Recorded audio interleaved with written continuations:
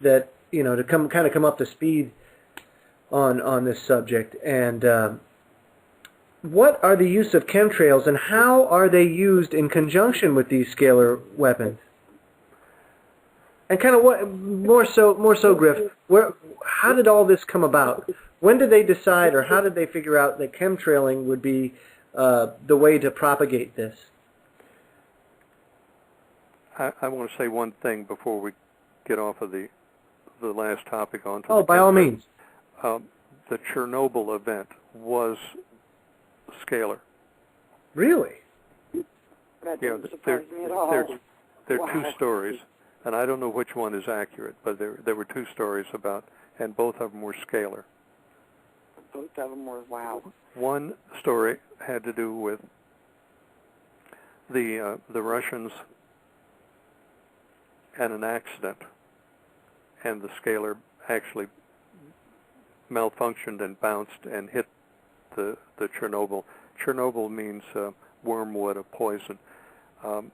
It actually took out their own unit. The other story was that Israel hit them. I don't know which one is accurate. Now, the chemtrails. About 10 years ago, I got a phone call from Mike Blair. He was the senior reporter at the old Spotlight newspaper. It's called the American Free Press now. Yes. In Washington.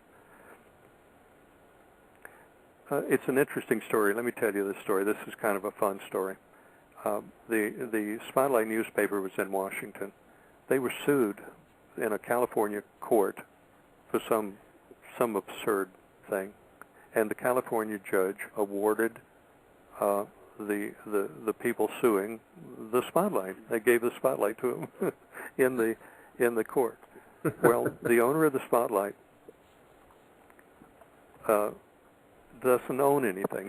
He never owned anything. He subcontracted the printing, and he rented an office, and the reporters were all over the country, and they would send the stories in. So there was actually nothing to give to him. Maybe some old furniture. So all he did was rented another office, and he actually moved the old furniture over, contrary to the court order, and changed the name of the Spotlight to the American Free Press, and he was back in business. So he got around the court order like that. It's interesting that the Spotlight is against the Jews. It always have been. They've had this problem with Jews, and I asked about it. I asked Mike about it one time, and he said, well, the owner, and he called him by name, wife is a German. She's a German, and she's laid the law down to him about the Jews. So that's why the newspaper had the attitude toward the Jews. It was the wife of the owner made his life hell. Wow. I thought that was kind of interesting. A little sidelight story there. You would never know that. You would think the newspaper was behind all of it. It's not. It's the wife. I got a call from Mike Blair. He was a senior reporter there, and Mike asked me to work with him to break the chemtrail story. And I did. I just jumped at the opportunity because I admired Mike Blair for so long. And we got into it. And we actually got into the program at Wright-Patterson Air Force Base. And I can give you the name of the people that designed it. So it's no question about what I'm about to tell you. It's wow. It came from the people that made the program.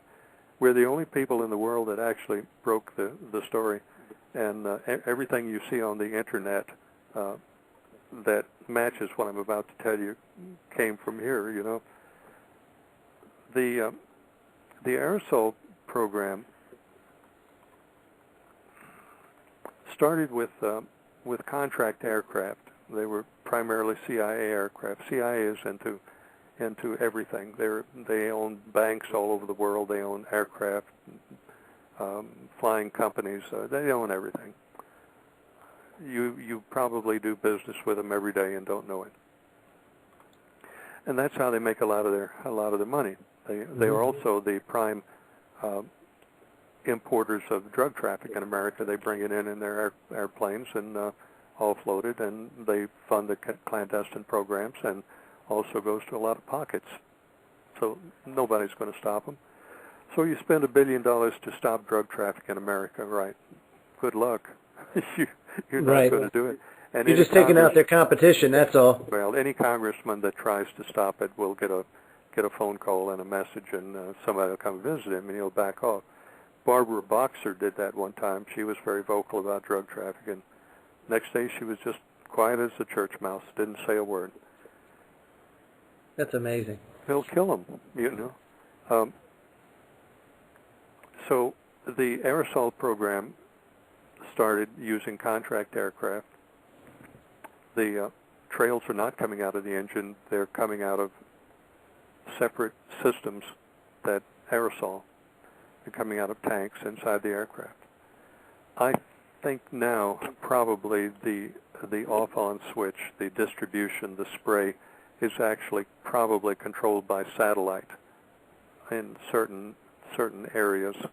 So it's not a matter of the pilot throwing a switch. It's probably programmed to come off and on when the plane gets in certain quadrants, you know, certain areas. It is primarily a barium salt, a mixture of barium salt. Now we're finding great quantities of aluminum also being sprayed, but it's not limited to that. We're finding many, many other things coming out of the nozzles. There are those that wonder about the Morgellons disease with the polymer fibers. Many think it's coming out of those airplanes. You see, it doesn't have to. Any private airplane can do that to an entire city or 10 or 15 cities. It doesn't have to be a high-flying chemtrail plane doing it. It could be a private plane. But the chemtrail, so-called chemical trail planes are laying down this barium salt, and it was primarily barium in the very beginning. They used it for a program. It is a Navy program called the Radio Frequency Mission Planner, RFMP was the letters, the acronym.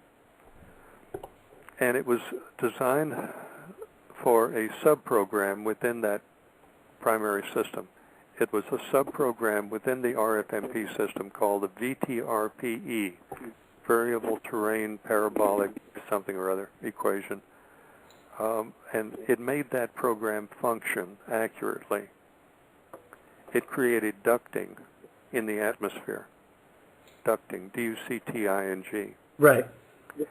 So you actually made the sub-program VTRPE function with weather inputs to it, and onboard aircraft carriers with this system, you could play the battle over land terrain before, during, and after the battle.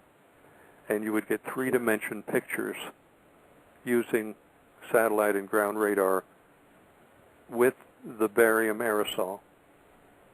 All of your numbers, your distances, your troop movements could be seen. Everything could be seen in three-dimension aboard the ship over land terrain 100 miles away.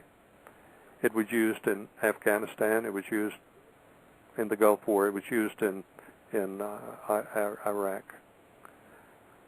Now, what troubles me, Joe and Crystal, is that they're still doing it over the United States. Right. Now, the militias in the United States will be hard-pressed to come up against it.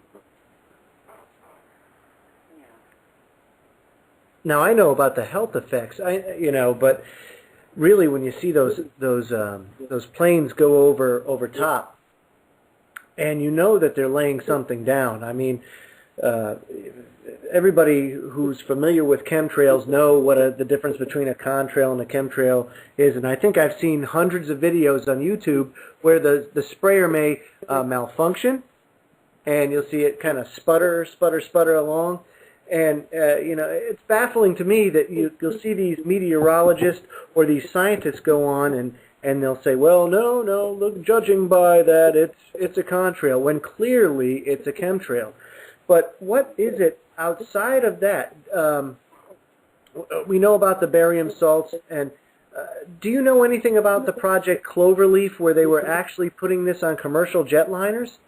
Well, commercial jetliners are being used today to lay down the trails. And these pilots have absolutely no idea what they're doing?